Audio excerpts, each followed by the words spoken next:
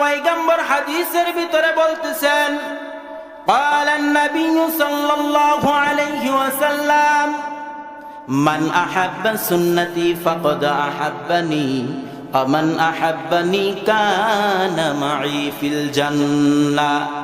হে আমার উম্মতের দল, তোমরা যদি আমি নবীকে ভালোবাসতে চাও, তোমরা যদি আমি নবীকে পাইতে চাও, সর্বপ্রথম আমি নবীর সুন্নতের অনুসরণ করো।